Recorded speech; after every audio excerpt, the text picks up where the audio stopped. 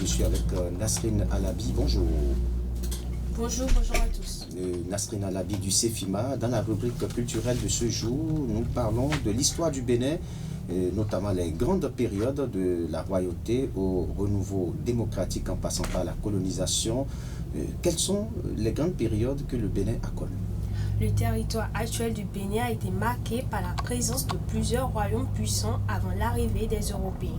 Parmi eux, le royaume du Dahomey, fondé au XVIIe siècle, est le plus célèbre. Situé dans la région sud, ce royaume était connu pour sa structure politique centralisée, son armée redoutable et ses pratiques religieuses et culturelles uniques, notamment le culte vaudou. Le royaume de Dahomey a prospéré grâce à l'agriculture, au commerce et à une administration efficace.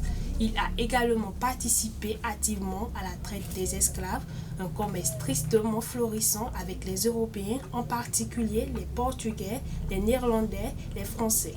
Au XIXe siècle, l'influence européenne s'intensifie et le royaume du Dahomey commence à perdre son pouvoir face aux forces coloniales françaises.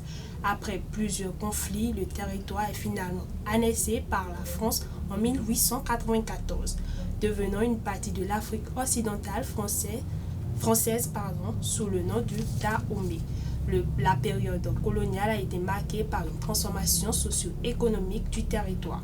Les Français ont introduit de nouvelles infrastructures, l'éducation occidentale et le christianisme, mais leur domination a également entraîné une exploitation économique et une répression des cultures locales. Et quels sont les faits ayant marqué les premières années de la République? Le 1er août 1960, le Dahomey obtient son indépendance de la France avec Hubert Maga comme premier président. Les premières années de la République sont instables, marquées par une série de coups d'État et de changements de régime. Entre 1960 et 1972, le pays connaît pas moins de 6 coups d'État, illustrant l'instabilité politique de cette période. En 1972, le commandant Mathieu Kérékou prend le pouvoir et instaure un régime marxiste-léniniste rebaptisant le pays République populaire du Bénin en 1975. Kérékou dirige le pays sous régime autoritaire, nationalisant les industries et imposant une politique de centralisation.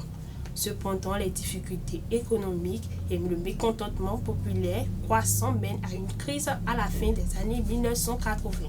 Sous la pression des mouvements globaux, Kérékou renonce au marxisme en 1989 et accepte des réformes démocratiques. Ainsi, Nicéphore Soglo devient président en 1991, marquant le début de l'ère démocratique. Mathieu Kérékou revient au pouvoir par les urnes en 1996 et reste président jusqu'en 2006.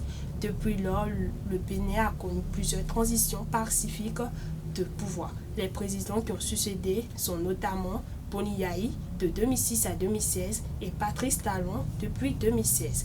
On poursuivi des réformes économiques et politiques malgré des défis persistants tels que la corruption et la pauvreté. Aujourd'hui, le Bénin est une république stable avec une démocratie consolidée en œuvrant pour le développement économique et social en persévérant son riche héritage culturel. Voilà, mesdames, messieurs, c'était la page culturelle de ce vendredi avec Nasrine Alabi du CEFIMA, le Centre de formation et d'initiation au métier de l'audiovisuel de Radio Fraternité. Eh bien, nous avons parlé de l'histoire